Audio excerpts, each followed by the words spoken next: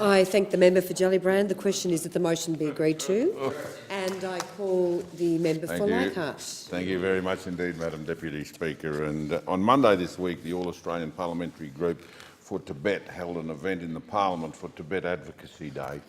The AAPGT is a bipartisan group whose purpose is to amplify Tibet's voice in Parliament through events such as Tibet Advocacy Day.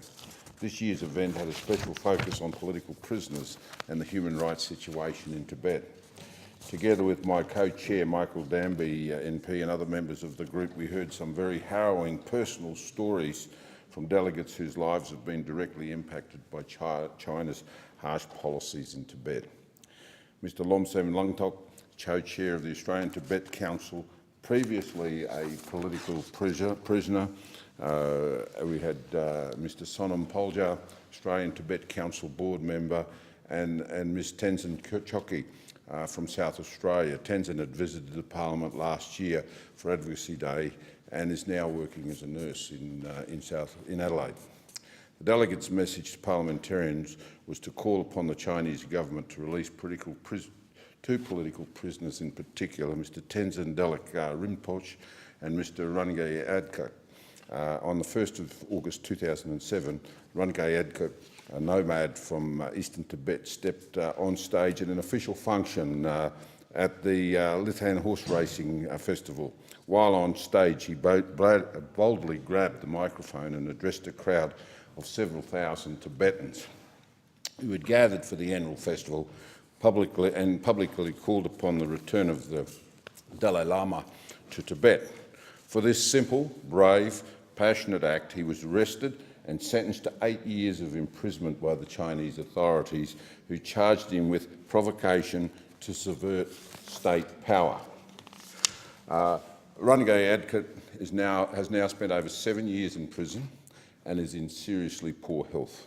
The Australian Tibetan Council is calling on the Australian Government to seek confirmation that Mr Adkut will be released at the completion of his sentence and that his political rights will not be suspended.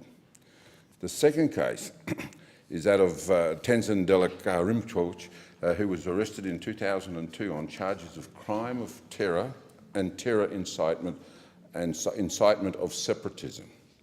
He received a death sentence, Madam Deputy Speaker, with a 2-year reprieve, which was later commuted to life imprisonment and then reduced to a term of 20 years. His expected release date is not known, but he is known to be of extremely ill health with a heart condition. He's eligible for medical parole, which has been formally applied for by his family last year, but they've had no response whatsoever from the Chinese authorities.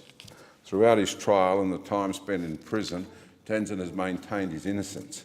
His conviction was solely based on the confession obtained under torture by his alleged co-conspirator, who was found guilty and executed in 2003. There are many examples of political prisoners held in China being released on medical parole following diplomacy by foreign governments who've raised specific cases as a priority. The AAPGT is discussing how it can support the Australian Tibetan Council in both of these cases.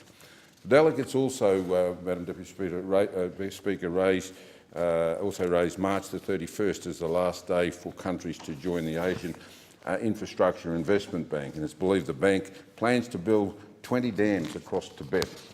Tibet is the source of 5 major rivers that feed into India, China, Bangladesh and Pakistan. If the water gets affected upstream, it could cause devastation in neighbouring countries downstream, given these countries all have agri-based economies. It's important that there be greater transparency about how the population involved in the fragile Tibetan plateau will be affected by these dams. Tibetans are not against development, Madam Deputy Speaker, but they want to make sure that development is inclusive of human rights, and you certainly can't argue about that. We had actually requested a visit to Tibet, our group, to see the conditions firsthand. Following discussions I initiated with the visiting Chinese ambassador in early 2014, we're still waiting on that to be confirmed. We hope the proposal will be accepted, and we appreciate the assistance that we've had from our Foreign Minister, Julie Bishop. China must understand that if it has nothing to hide in Tibet, then there's no reason why unsupervised visits to the Tibetan region should not be allowed. And as we look towards 2015, we look forward to celebrating His Holiness the Dalai Lama's birthday in July and continuing to support the great work of the Australian Tibetan Council to help create a better future for Tibet.